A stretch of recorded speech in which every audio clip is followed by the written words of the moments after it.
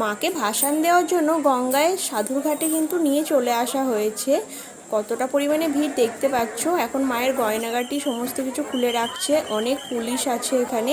তো আমি যতটা পারবো তোমাদেরকে ভিডিওর মধ্যে দেখানোর চেষ্টা করব। Hello guys, welcome back to my channel. এখন বাজে 5টা। এখন আমি চলে যাচ্ছি মন্দিরে, কারণ এখন সারা রাত মাকে পুজো করা হয়েছে। এখন কিন্তু মাকে বার করে নিয়ে চলে যাবে গঙ্গায় সূর্য ওঠার আগে। তো ওয়েদারটাও বেশ ভালো আছে, কারণ গরমে একটু রোদ্দুর বেরিয়ে গেলে যা কষ্ট হয় না, হাঁসফাঁস করার মতন। তো সকালের ওয়েদারটা এতটা ভালো লাগছে যে কি বলবো, কারণ এতটা ভোরে তো ওঠা হয় না। ওই উঠলেও ধরো 6:30 7টা এরকম বেজে যায়। তো সেই কারণে সেই জায়গায় আজকে আমি 5টার সময়, মানে তারও আগে উঠেছি, রেডি হয়েছি। তো এত ভালো লাগছে ওয়েদারটা, বেশ ঠান্ডা ঠান্ডা লাগছে, ভীষণ ভালো লাগছে ওয়েদারটা।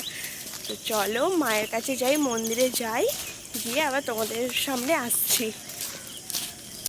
আমি ভেবেছিলাম যে মায়ের মন্দির থেকে মাকে যখন গঙ্গায় নিয়ে আসবে মায়ের সাথেই আসবো, কিন্তু সেটা আর হয়নি। মাকে অনেক আগে নিয়ে চলে এসছে, সেটা আমি বুঝতে পারিনি। তো বেশ কিছু মানুষ এখানে বলছে যে মাকে এখন গঙ্গায় নিয়ে চলে গেছে, জাস্ট এবার ভাসান দেবে এরকম একটা সিচুয়েশান আছে। তো আমি তো তাড়াতাড়ি করে যাচ্ছি, তোতনও তাই।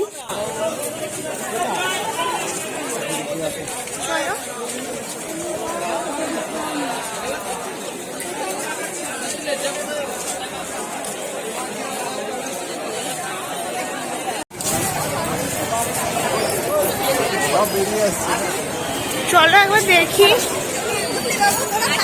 ওই তো আছে তো।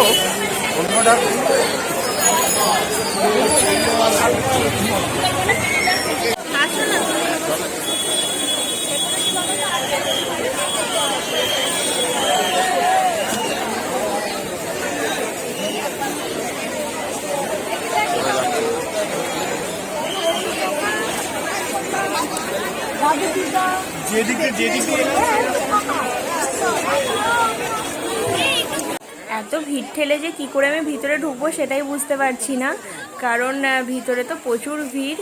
আর এই গরমের মধ্যে বুঝতেই পারছো খুব কষ্টকর ব্যাপার। তো দেখি একবার যদি মাকে দেখতে পাই তাহলেই অনেকটা শান্তি পেয়ে যাব।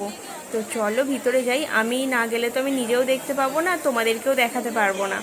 তাই যত কষ্টই হোক না কেন যাওয়ার চেষ্টা করব। কতটা ভিতরে যেতে পারবো জানি না, কারণ সামনে তো প্রচুর পুলিশ আছে। তো যতটা পারবো আমি তোমাদেরকে দেখানোর চেষ্টা করব। চলো যাই।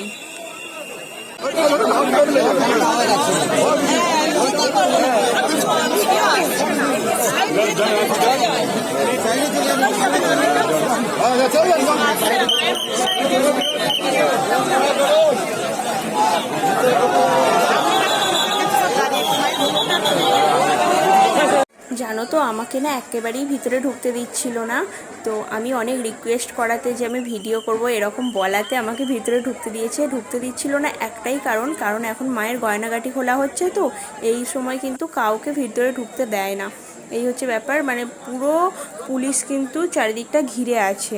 মা যখন গয়না পরে থাকে মাকে না রাজরানীর মতন লাগে, তাই না বলো? তোমরা তো নিজের চোখে দেখেছো গয়না পরে। তো গয়না খুলে দিচ্ছে, তো আমার একদমই ভালো লাগছে না, মনটা খুবই খারাপ লাগছে।